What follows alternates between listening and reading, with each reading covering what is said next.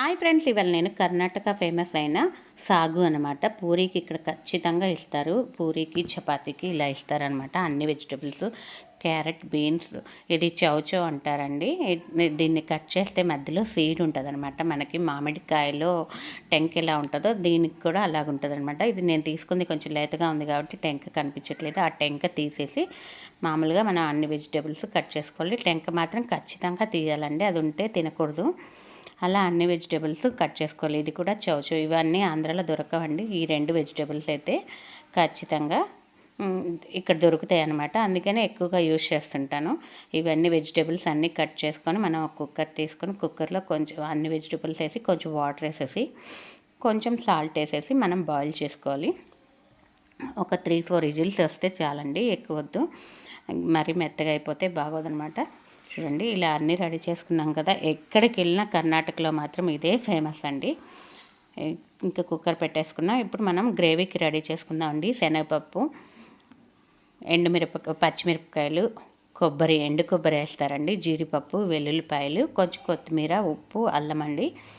ఇవన్నీ వేసేసి చెక్క లవంగం లేకపోతే గరం మసాలా వేసుకోవచ్చు. నేనైతే కరివేపాకు, మా పిల్లలు విడిగా వేస్తే తీసేస్తారని కరివేపాకు కొంచెం ఎక్కువగానే వేస్తాను దీంట్లో.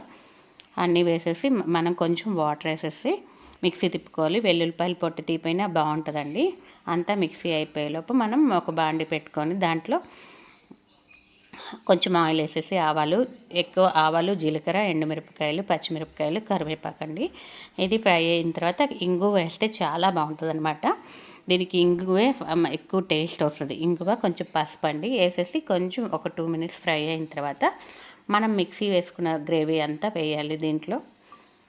ఖచ్చితంగా ట్రై చేయండి, చాలా బాగుంటుంది. ఆ గ్రేవీ వేసేసి మనం వాటర్ వేయకుండా కొంచెం సేపు ఒక 2 మినిట్స్ ఫ్రై అవ్వనివ్వాలండి. బాగా గ్రీనిష్గా వస్తుంది. ఫుల్ కరివేపాకు, కొత్తిమీర, పచ్చిమిర్చి అన్నీ ఉంటాయి కదండి. ఇప్పుడు బాగా ఫ్రై అయిపోయిన తర్వాత దీంట్లో ఒక 2 గ్లాసెస్ వాటర్ వేయాలండి. వాటర్ వేసేసి ఉడకనివ్వాలి.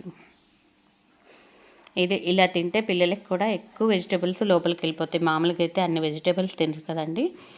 ముల్లంగి కూడా బాగుంటుంది, ఇక్కడ ఎక్కువ దొరుకుతుంది అనమాట. నేను ఫస్ట్ కొంచెం ఉప్పు వేసుకున్నా కదా, ఇప్పుడు కొంచెం ఉప్పు వేసుకున్నాను. ఆల్రెడీ ఉడికిపోయిన వెజిటేబుల్స్ అన్నీ కూడా తీసేసి చూడండి, మీకు చూపిస్తున్నాను. పట్టుకుంటే మెత్తగా ఉడికిపోయింది.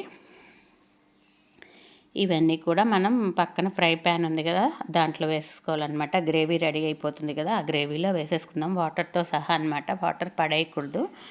దీనికి గ్రేవీ కాబట్టి కొంచెం లిక్విడ్గా ఉంటుంది అనమాట. చపాతీకి నేనైతే ఎక్కువ చపాతీకి చేస్తాను, పూరికి చేయను అనమాట. అంతా వేసేసి బాగా ఒక 10 మినిట్స్ ఉడకనిచ్చేసి స్టవ్ ఆఫ్ చేసుకొని సర్వ్ చేసుకోవాలండి.